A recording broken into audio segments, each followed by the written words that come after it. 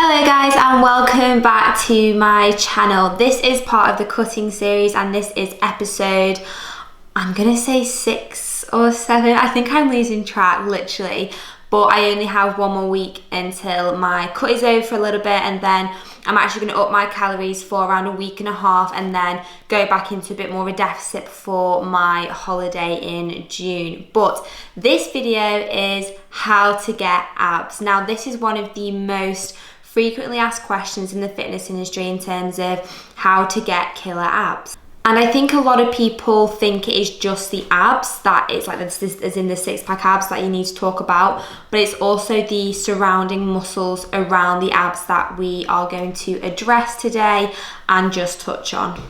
Sorry, I think he's there. One phone. Just a salad and chicken, please. And one thing I'm going to tell you straight up, that this isn't a quick fix. It's not a quick process. You can't just do a 2-week ab fix workout to have abs in 2 weeks, or a ridiculous diet to follow to get abs in 2 weeks. It doesn't work like that. It's more of a process and a journey that you want to enjoy if you are leaning down and you're cutting and you have that desire to have that six-pack appearance. The first thing we need to address is diet, and you've probably heard this a million times before in terms of abs are made in the kitchen, but it actually makes a lot of sense because depending on how much you eat on a day-to-day basis will depend on how much body fat you have. So whether you are in a calorie deficit or whether you're in a calorie surplus or if you're at maintenance will dictate your body fat percentage. Essentially, if you have a higher fat body percentage, you will have more fat covering your stomach and covering your ab muscles, and vice versa. If you have a lower body fat percentage, you will have a lower body fat percentage all over your body, including where your abs sit. No matter how much cardio you do, and this is what my mum always says, you can never outrun a bad diet, and it's so true. If you are caning in the cakes every single day and you do have quite a high fat percentage, but you're also trying to get abs, you just need to have a little look at your diet and what you're putting in your mouth on a day-to-day basis. And if you go back to my previous videos, I have spoken about being in a deficit, what a deficit is, how to approach it in a, I guess, like a suitable way, in a sustainable way in the long term, and then calories and macros in general. I think that's episode 4. Guys, you're gonna have to check the titles. Honestly, I get so confused with my own videos. Essentially, the last thing I'll finish on in terms of diet is you need to be in a calorie deficit to reduce your body fat percentage, where you're eating fewer calories than you are burning. Once you've nailed your diet, and this is of course a balanced diet, one of the first things that I would suggest for you to do is to jump on a program or follow workout tutorials that are suitable for you. And one of the best places to start would be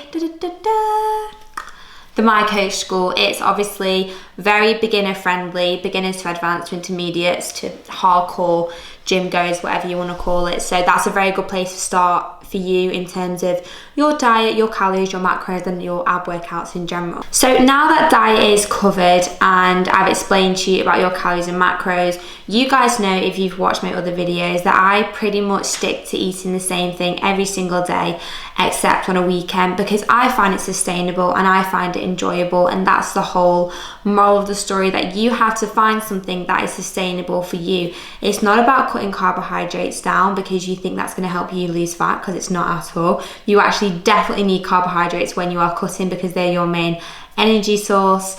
You don't need to do a juice diet to lose 20 pounds in 2 weeks, whatever it is, ridiculous. You need to find a sustainable diet. Like I said from the start, it isn't a quick fix, it is a journey and a process there for you to enjoy.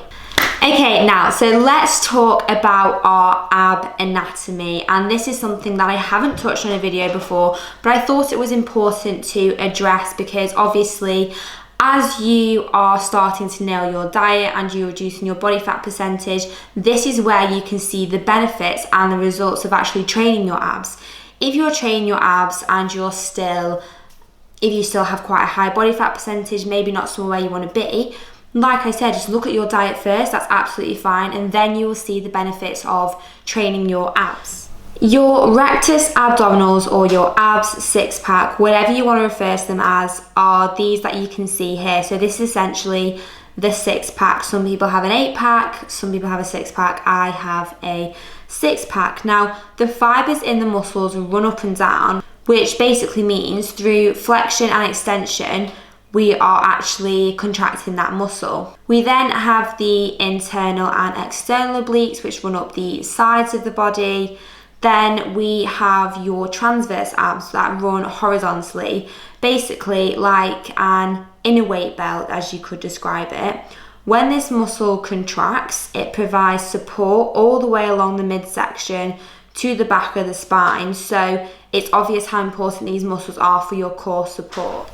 Now, as I said to you at the start, it's not just about the 6-pack. You have to be able to train all the different muscles surrounding the abs. So the transverse abs, the rectus abdominals, your internal obliques, your external obliques. There's lots of different muscles that you actually need to target to have that all around kind of 6-pack effect in terms of having abs. Okay, so I'm just going to show you a workout that I tend to do in terms of addressing all of these different muscles and contracting, relaxing in different ways in terms of how I actually build my abs.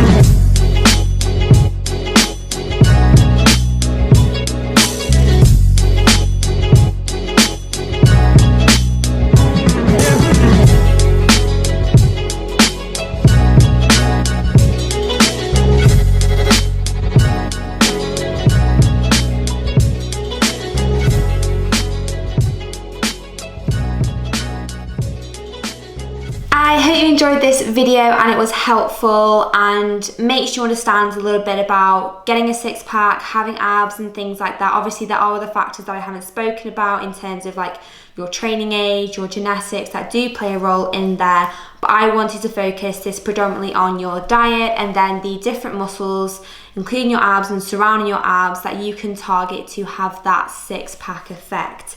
If you enjoyed this video, please give it a thumbs up and subscribe to my channel. It means the world to me, it really, really does. And I will see you in my next video. Bye!